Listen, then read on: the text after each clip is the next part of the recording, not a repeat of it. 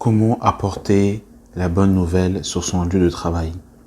Nous bénissons le Seigneur pour cette nouvelle audio. La grâce et la paix vous sont données de la part de Dieu notre Père par Jésus-Christ, le ressuscité du troisième jour. Vous avez souvent se pose souvent la question, effectivement, comment pouvoir évangéliser ses collègues de travail, comment pouvoir parler de Jésus sur son lieu de travail, comment pouvoir annoncer l'évangile avec toutes les contraintes qui nous sont données, qui nous sont imposées, où nous n'avons pas le droit, bien évidemment, de parler ouvertement de notre position sur notre foi. Nous n'avons pas le droit, publiquement comme ça, sur notre lieu de travail, de parler de Jésus. Alors comment se poser là, comment faire justement pour pouvoir parler du Maître sur notre lieu de travail? Comment faire pour évangéliser? Déjà, je pense qu'il ne faut pas se poser la question comment évangéliser, mais je pense qu'il faut être ce que nous sommes, tout simplement.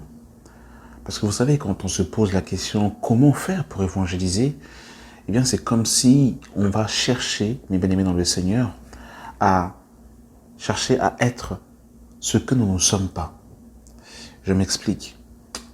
Vous savez, lorsque nous avons véritablement rencontré Jésus-Christ, lorsque le Maître nous a réellement touchés, lorsque notre cœur a véritablement été circoncis, lorsque nous sommes réellement passés de la mort à la vie, lorsque nous sommes véritablement une nouvelle création, mes bien-aimés dans le Seigneur, la vie de Christ s'exprime. Que nous le voulions ou pas, la vie de Christ va s'exprimer. Parce que nous sommes devenus une même plante avec lui. Et si nous sommes une même plante avec lui, mes bien-aimés dans le Seigneur, si nous sommes en communion avec lui, la vie de Christ s'exprimera naturellement en nous. Vous savez, lorsque nous étions dans le monde, lorsque nous étions encore des pécheurs, nous ne nous posions pas la question comment faut-il faire pour mentir? Comment faut-il faire pour commettre l'impudicité? Comment faut-il faire pour se droguer? Comment faut-il faire pour frauder, pour voler, pour se bagarrer? Ces choses étaient pour nous naturelles parce qu'ils faisaient partie de notre nature. Mais lorsque nous avons accepté le Maître, et bien aimé dans le Seigneur, notre vie a été transformée par Jésus-Christ de Nazareth. Ça veut dire quoi, mes bien-aimés dans le Seigneur?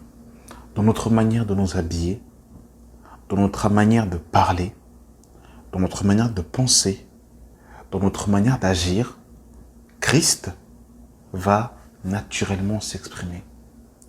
Lorsque tu viendras dans ton lieu de travail et que tes collègues verront ta manière de t'habiller, ils remarqueront que tu es différent. C'est pour ça, mes bien-aimés dans le Seigneur, ne pensons pas que le Seigneur regarde uniquement au cœur. Parce que ta tenue vestimentaire, mon bien-aimé dans le Seigneur, est le reflet de ce qu'il y a dans ton cœur. La Bible nous dit de ne pas nous conformer au siècle présent, dans le livre de Romains, chapitre 12. Et ma manière de m'habiller va montrer que je suis différent des gens de ce monde. Mais bien aimés dans le Seigneur, lorsque nous nous exprimons au milieu de nos collègues inconvertis,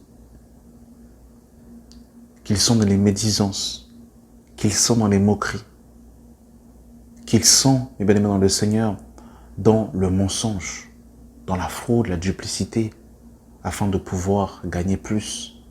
Nous, à ce moment, qui sommes renouvelés par l'Esprit et qui sommes en communion avec le Seigneur, nous comprenions que nous ne travaillons pas pour escroquer les clients.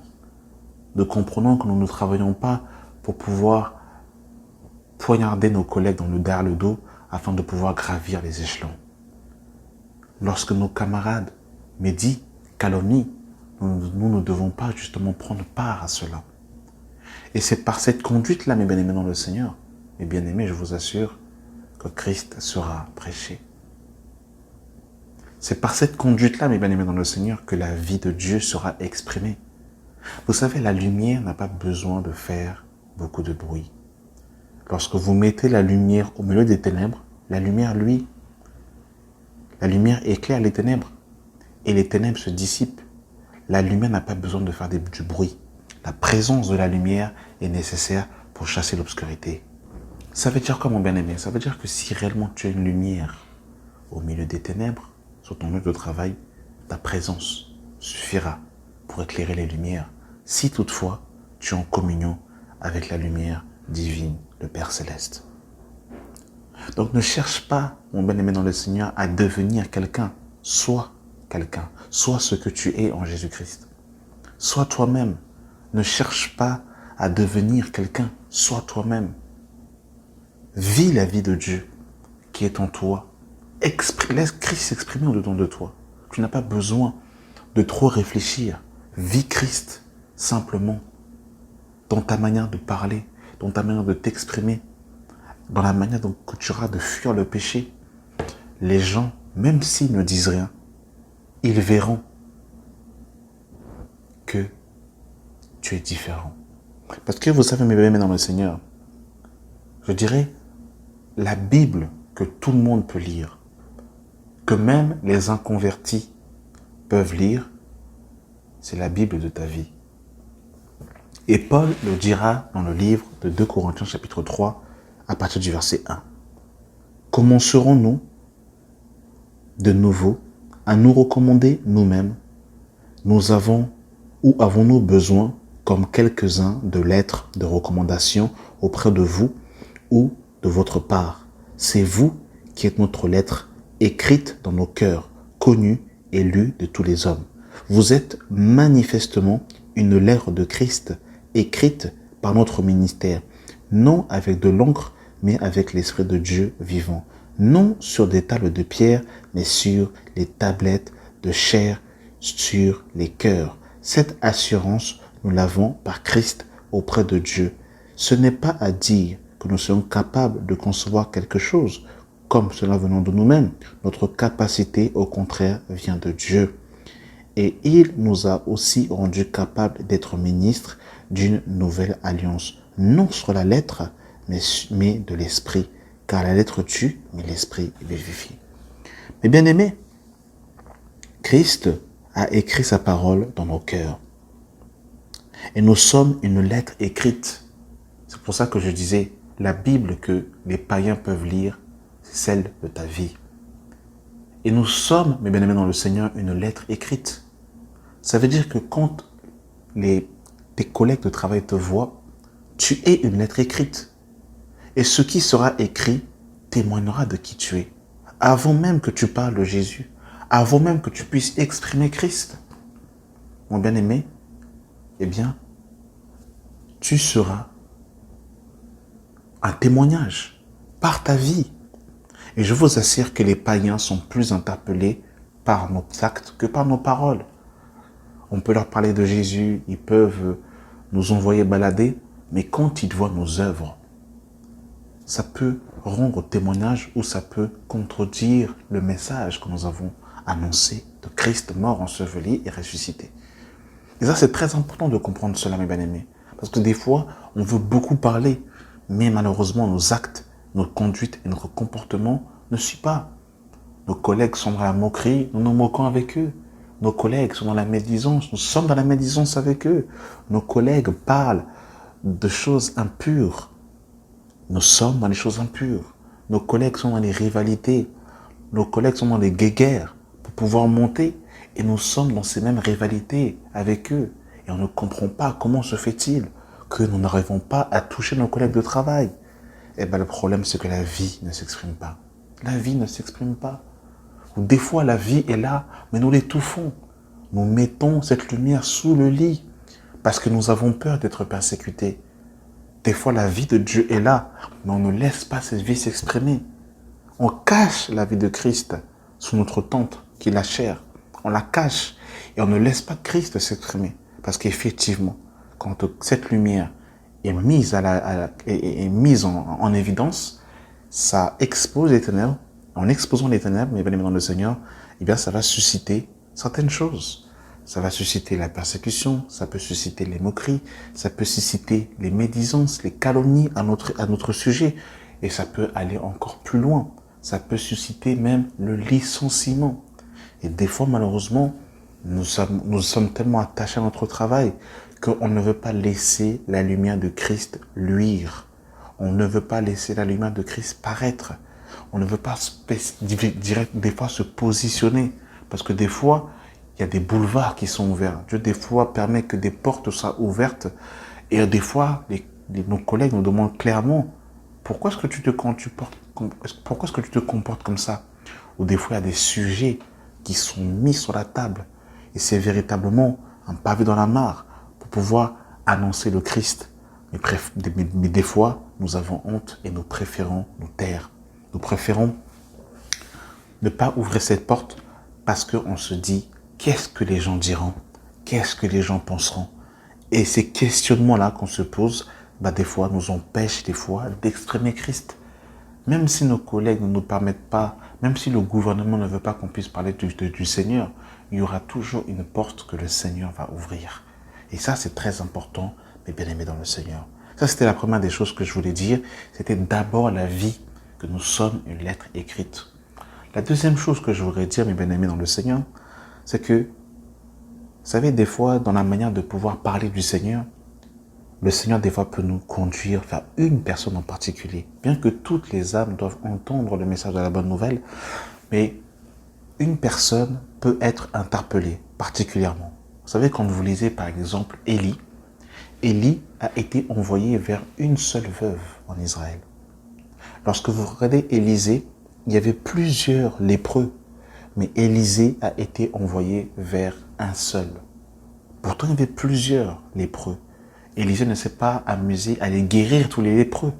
Élie non plus n'est pas allé voir toutes les veuves en Israël. Mais il est parti vers la veuve que le Seigneur lui avait envoyée. Il en est de même.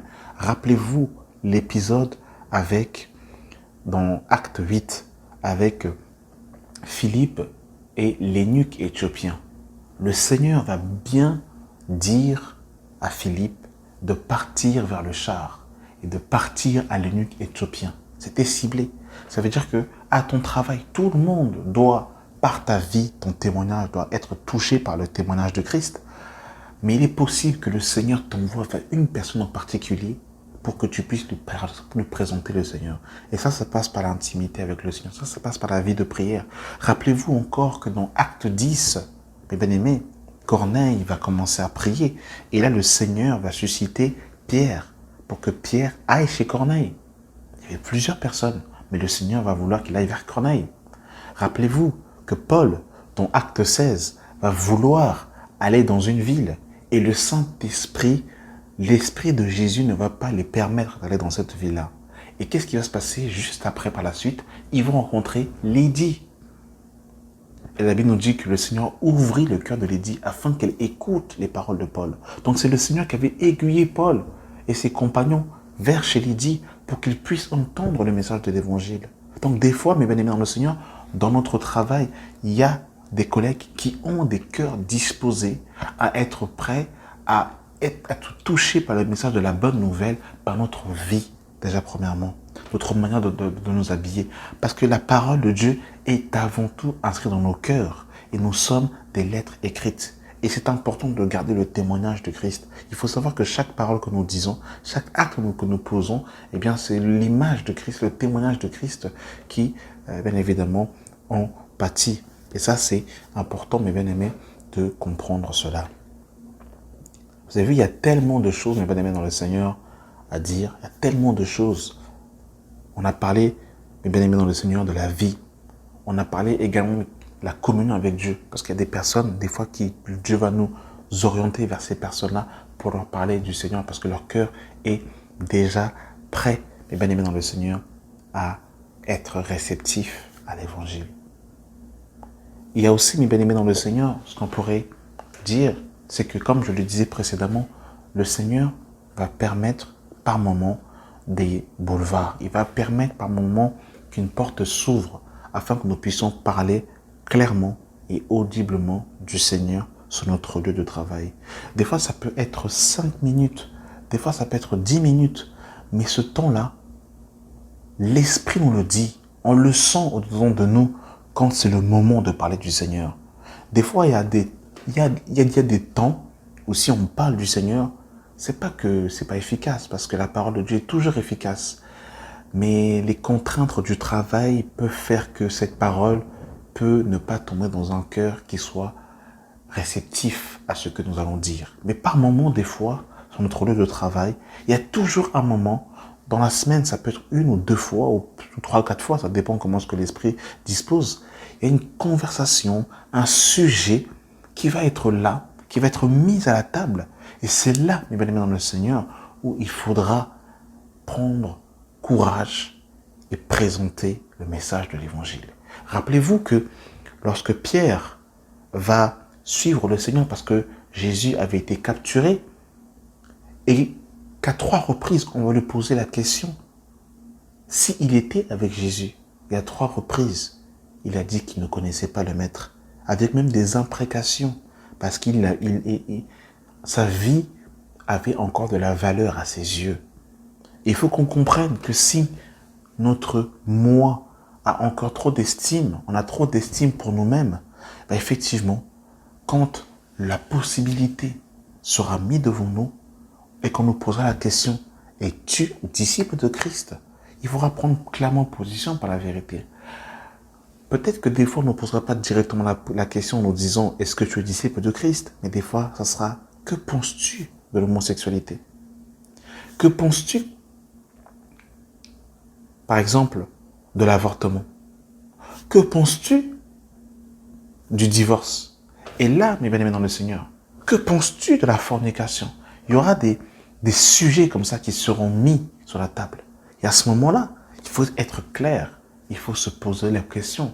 Qu'est-ce que nous allons dire à ce moment-là? Est-ce qu'on prend toutes les armes de Dieu et on parle du Seigneur?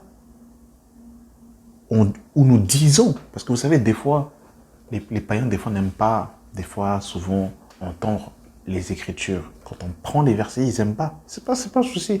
Je vais te parler des Écritures sans dire les Écritures. Mais je te parle des Écritures en te disant ma position de ce que le Seigneur pense. C'est important, les bien-aimés dans le Seigneur. Effectivement, il y a aussi des païens, il y a aussi de nos collègues de travail qui sont convertis. Il y en a, ils n'aiment pas les Écritures. Ils ne veulent pas entendre parler de la Bible. C'est-à-dire que vous pouvez tout faire, ils ne veulent pas entendre parler de la Bible. Il faut savoir, mes bien-aimés dans le Seigneur, comment il faut aussi s'adapter. Il y en a, ils ne veulent pas entendre l'Évangile. Vous savez, la Bible nous dit que les perfections invisibles de Dieu se voient quand on les considère depuis leur ouvrage. Donc, dès que le monde, mes bien-aimés dans le Seigneur, témoigne des merveilles de Dieu. Nous pouvons parler du Seigneur en s'appuyant sur le monde qui nous entoure. Parce que le monde qui nous entoure témoigne de Christ, témoigne du Seigneur. Et des fois, il faut savoir aussi, effectivement, écoute, tu veux pas du tout entendre parler de la Bible, tu crois pas en Dieu, il n'y a pas de souci. Je vais mettre la Bible de côté, entre guillemets, mais maintenant, je vais te parler du Seigneur en m'appuyant sur les réalités du monde. Les miracles de la vie. Comment peut-on expliquer la naissance, une femme enceinte, un enfant qui se forme dans le ventre d'une femme, une femme qui produit du lait? Comment expliquer cela? Le fonctionnement du corps humain. Comment est-ce que le corps humain a été parfaitement créé par Dieu? Les animaux, le cycle solaire, toutes ces choses, les planètes, le monde, toutes ces choses, mes bien-aimés dans le Seigneur, c'est une manière aussi de parler du Seigneur, le monde. Parce qu'il y en a qui ne veulent pas des Écritures. Et il est aussi important, mes bien-aimés dans le Seigneur aussi, de pouvoir exprimer le Seigneur aussi, mes bien-aimés. Parce que ce qu'il faut savoir, c'est que tout converge vers le Seigneur. Tout ce qui est dans le monde converge vers le Seigneur. Parce que tout a été fait par lui et pour lui. Il est la source, l'origine de toute chose. Il est la pierre angulaire. C'est important aussi, mes bien-aimés dans le Seigneur, de pouvoir connaître aussi ce qui se passe un peu, de connaître des fois aussi un peu l'actualité. Parce qu'il faut savoir aussi le public qui est en face de nous.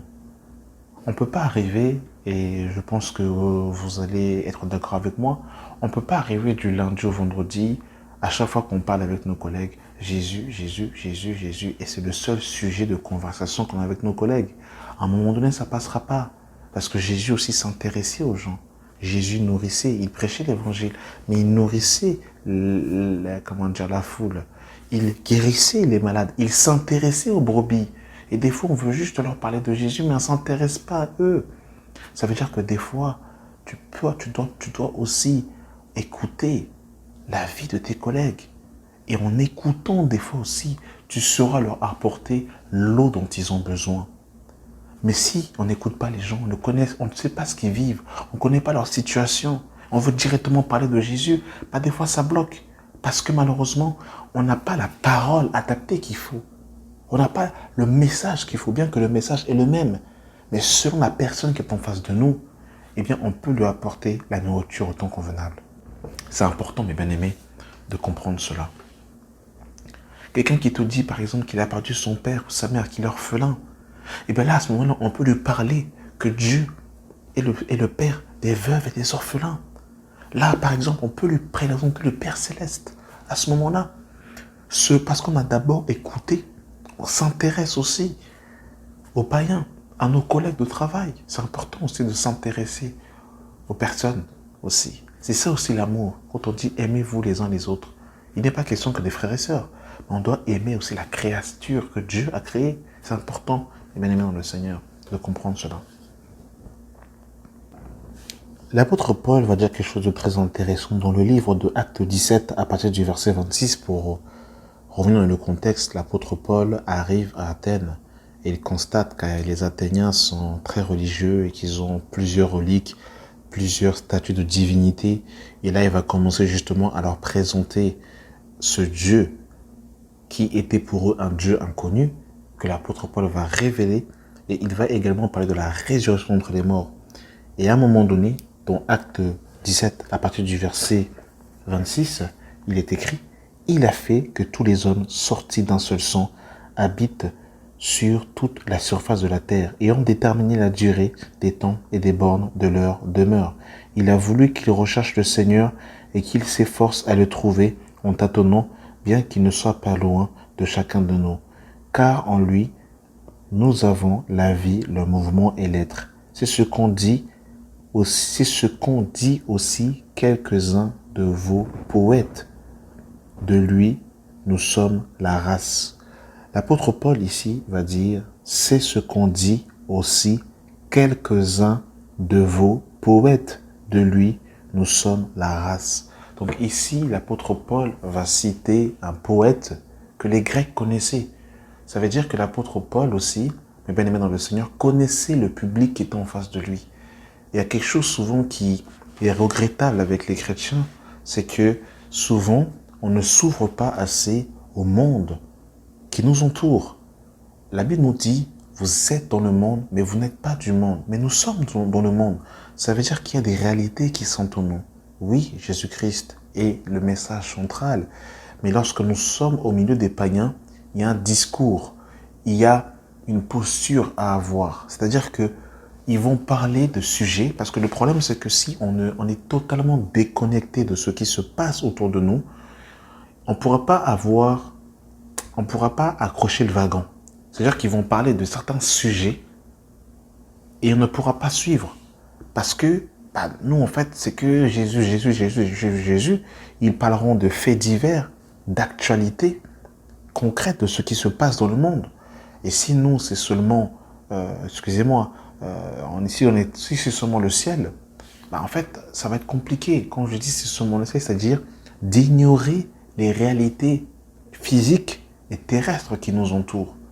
Et c'est important, c'est que le chrétien soit un homme équilibré, corps, âme et esprit. C'est important de savoir l'actualité. Par exemple, récemment, il y a eu les élections présidentielles aux États-Unis avec Joe Biden et Donald Trump. Et c'est un sujet d'actualité, mais qui nous parle aussi, bien évidemment. Eh bien, je pense que ça va certainement toucher aussi certaines prophéties des temps de la fin. Et c'est important de comprendre ça parce que ces sujets d'actualité sont souvent mis à la table parmi nos collègues de travail. Et ce sont ces sujets-là qui nous permettent d'avoir une conversation avec eux. Et dans cette conversation-là, nous, le but, c'est pas cette conversation-là. Nous, c'est juste en fait de chercher l'ouverture de la fenêtre pour présenter le Fils de Dieu. Mais c'est important. Alors je ne dis pas de s'informer sur la musique du monde. Je ne dis pas de s'informer sur les choses impures de ce monde. Mais il y a des faits divers où nous devons connaître, et ça va nous permettre aussi d'avoir une discussion et un langage. Parce que quand on va manger avec nos collègues de travail, par exemple, mais bien aimé, ça va être compliqué. Quel sujet allons-nous parler avec eux? Et c'est pour ça, souvent, on va s'isoler, on va se mettre à l'écart, parce que soi-disant, on est en plus spirituel, alors que Jésus mange avec les publicains et les gens de mauvaise vie. Et c'était aussi ce que les pharisiens lui reprochaient. Et Jésus est clair, il dira, ce n'est pas ceux qui sont bien portants qui ont besoin de médicaments, mais ce sont les malades. Et l'apôtre Paul dira lui-même dans 1 Corinthiens chapitre 5, il dira, je vous ai écrit dans ma lettre de ne pas avoir de relation avec ceux qui se disent frères, pas d'une manière absolue, ou sinon il vous faudrait sortir du monde. Donc on ne peut pas sortir du monde, on ne peut pas non plus être sectaire et se retrouver qu'entre nous. Il y a des situations, mes bien-aimés dans le Seigneur, où nous devons être une lumière parmi les païens, et il faut aussi savoir connaître ce qui se passe dans le monde aussi, et ça va aussi être des sujets de conversation qui vont nous permettre de pouvoir présenter le Fils de Dieu, présenter le Maître, présenter Jésus-Christ de Nazareth. Il y a beaucoup de choses à dire, mais j'ai vraiment voulu, voilà, je vais m'arrêter là, parce que vous savez, je terminerai par là. Un jour, j'étais sur mon lieu de travail et il y avait un animateur qui travaillait pour la marque Microsoft qui m'a parlé d'un jeu vidéo et j'ai commencé à discuter avec lui. Et je connaissais pas du tout le jeu vidéo, mais j'ai discuté avec lui. Je connaissais un peu, mais je connaissais pas du tout. Et à ce moment-là, il va commencer à me dire qu'il a une page YouTube et qu'il est youtubeur et qui fait du streaming de jeux vidéo. Et à ce moment-là, je lui ai dit que moi aussi j'avais une page YouTube, mais par contre, je le faisais pour la présentation de l'évangile. Et dès que je lui ai dit ça, il a commencé à me dire que il a travaillé dans un autre magasin où justement l'agent de sécurité était pasteur et qui lui avait parlé de Jésus. Et il lui a dit, ce n'est pas anodin que je te rencontre et que tu me parles une seconde fois de Jésus. Donc vous avez vu que tout est parti, entre guillemets, d'un jeu vidéo. Là, si j'aurais été braqué en me disant, écoute, c'est le jeu vidéo, c'est la chair, ça ne m'intéresse pas, eh bien j'aurais pu ne pas connaître un peu le témoignage et le parcours de ce monsieur à qui voilà, j'ai parlé du Seigneur et je prie aujourd'hui le Seigneur espérant qu'il se donne totalement au Seigneur. Donc c'est pour vous dire que des fois on peut parler de certains sujets, faits d'actualité, mais qui vont toujours rebondir sur Christ. Parce que je répète encore, tout a été fait par lui et pour lui. Le monde témoigne de Christ. Tout sujet converge vers Jésus-Christ. Bien évidemment, je répète encore, il y a certains sujets de conversation qui sont impurs et qu'il faut fuir. Parce que clairement, c'est la souillure, c'est le péché. Il y a certains sujets d'actualité qui ne sont pas du tout le péché. Et si vraiment on s'intéresse, il y a une manière de pouvoir toujours ramener cette touche de présenter l'évangile. Amen. Merci d'avoir pris le temps d'écouter cet audio et que vraiment la grâce et la paix soient avec vous, mes bien-aimés, dans le nom de notre Seigneur et Sauveur Jésus-Christ. Amen.